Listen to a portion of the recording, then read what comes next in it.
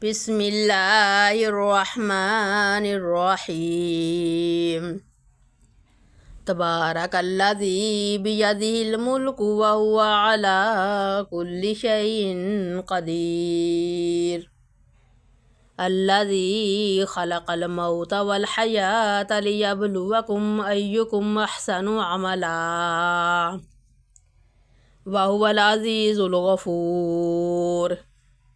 الذي خلق 7 سماوات طباقا ما ترى في خلق الرحمن من تفاوت فارجع البصر هل ترى من فطور ثم ارجع البصر كرتين ينقلب إليك البصر خاسئا وهو حسير ولقد زينا السماء الدنيا بمصابيح وجعلناها رجوما للشياطين وأعتدنا لهم عذاب السعير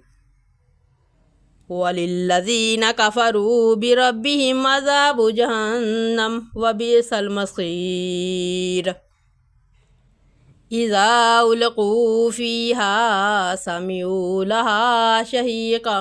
وهي تفور تكاد تميز من الغيظ كلما ألقي فيها فوج سألهم خزنتها ألم يأتكم نذير قالوا بلى قد جاءنا نذير فكذبنا وقلنا ما نزل الله من شيء إن أنتم إلا في ضلال كبير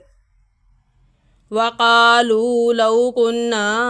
نسمع أو نعقل ما كنا في أصحاب السعير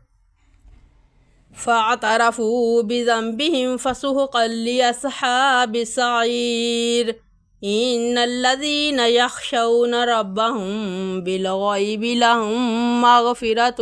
وأجر كبير وأسروا قولكم أو اجهروا به إنه عليم بذات الصدور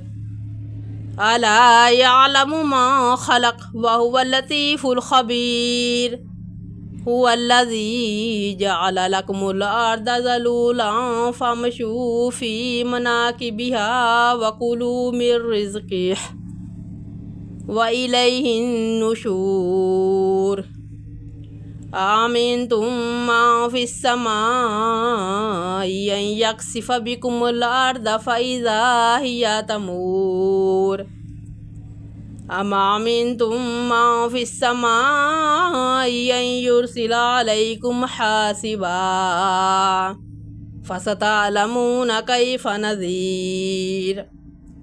ولقد كذب الذين من قبلهم فكيف كان نكير أولم يروا إلى الطير فوقهم صافات ويقبضن ما يمسكهن إلا الرحمن إنه بكل شيء بصير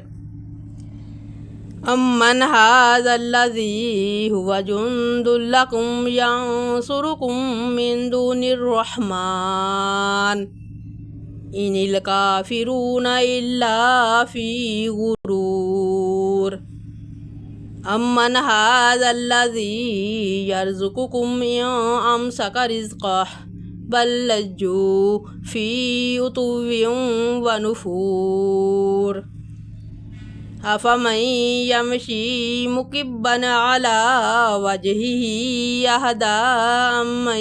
يمشي سويا على صراط مستقيم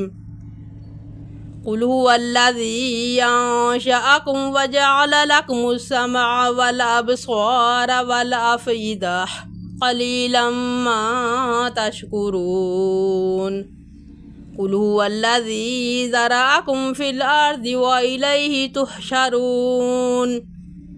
ويقولون متى هذا الوعد إن كنتم صادقين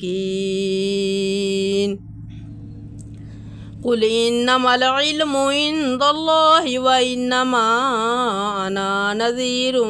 مبين